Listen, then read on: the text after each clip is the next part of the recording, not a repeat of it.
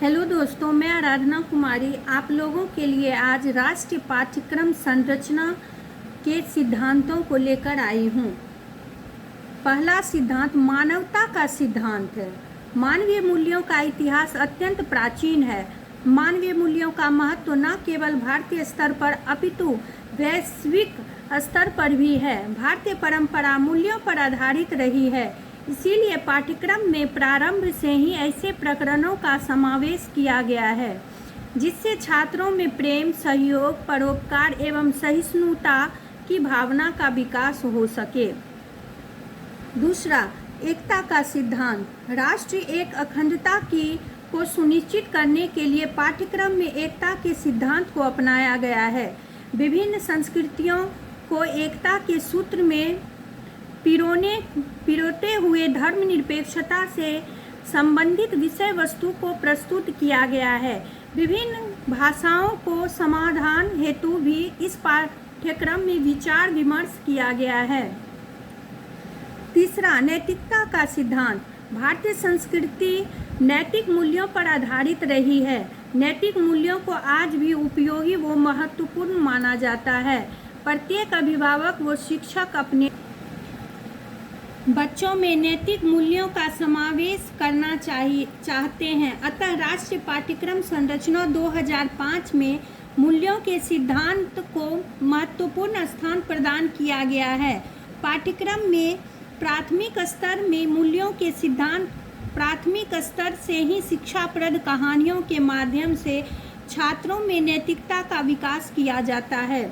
चौथा, सांस्कृतिक संरक्षण का सिद्धांत। भारतीय संस्कृति विश्व की संस्कृतियों में सर्वश्रेष्ठ है।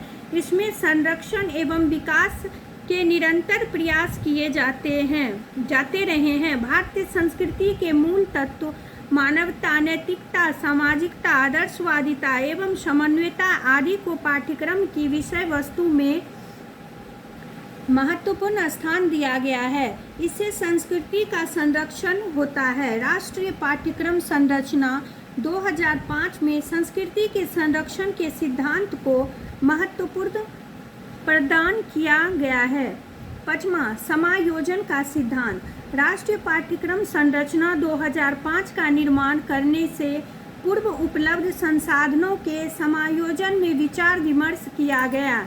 इसके पश्चात उपलब्ध संसाधनों के समायोजन में विचार विमर्श किया गया है। इसके पश्चात उपलब्ध संसाधनों में समन्वय करते हुए उनके सर्वाधिक उपयोग के महत्व को सुनिश्चित किया गया है।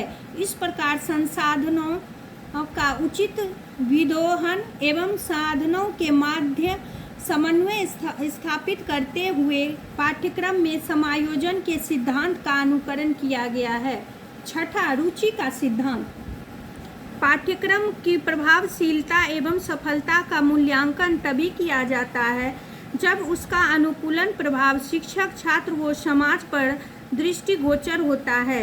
यह सर्वविदित है कि रुचि के अभाव में शिक्षण अधिगम की प्रक्रिया प्रभावी रूप से नहीं चल सकती है। राष्ट्रीय पाठ्यक्रम संरचना 2005 के निर्माण के समय शिक्षकों की रुचि, छात्रों की रुचि व अभिभावकों की रुचि को विशेष स्थान दिया गया है। सातवां, संतुलित विकास का सिद्धांत। समाज के प्रत्येक क्षेत्र में संतुलन बना रहे, इस हेतु राष्ट्रीय पाठ्यक्रम संरचना 2005 में संतुलित विकास के सिद्धांत को महत्वपूर्ण स्थान प्रदान किया गया है। जैसे नैतिक एवं मानवीय मूल्यों को पाठ्यक्रम में उचित स्थान देना प्रदान किया गया है। आदर्शवाद को प्रयोजनवाद की तुलना में कम स्थान प्रदान करना आदि।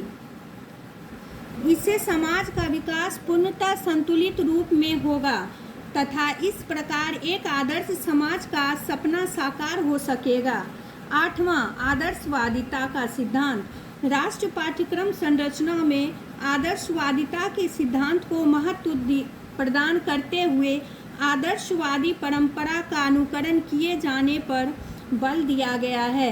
ईश्वर की सत्ता एवं महानता के बारे में छात्रों को प्रारंभिक स्तर से ही ज्ञान कराया जाता है। भौतिकता के साथ साथ वादिता का भी जीवन में समावेश होना अत्यंत आवश्यक है। 9वां, सामाजिकता का सिद्धांत। समाज और शिक्षा एक दूसरे के पूरक हैं। पाठ्यक्रम में सामाजिक पहलू पर विशेष रूप से ध्यान दिया जाता है। राष्ट्रीय पाठ्यक्रम संरचना सन 2005 में उन सभी तथ्यों एवं प्रकरणों का समावेश किया गया है जो स्वस्थ एवं आदर्श समाज 2005 में उन सभी तथ्यों एवं प्रकरणों का समावेश किया गया है जो स्वस्थ एवं आदर्श समाज का निर्माण करते हैं। इस पाठ्यक्रम में समाजवादिता के सिद्धांत को महत्व दिया गया है। निष्कर्ष रूप में हम कह सकते हैं कि राष्ट्रीय पाठ्यक्रम संरचना 2005 में उन सभी सिद्धांतों को महत्व दिया गया है जो कि उत्तम पाठ्यक्रम की संरचना में सहायक सिद्ध होते हैं।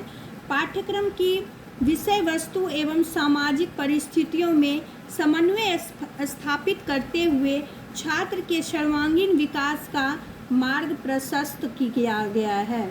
दोस्तों, अगर मेरी यह वीडियो आपको अच्छी लगी हो तो please like, share and comments करें।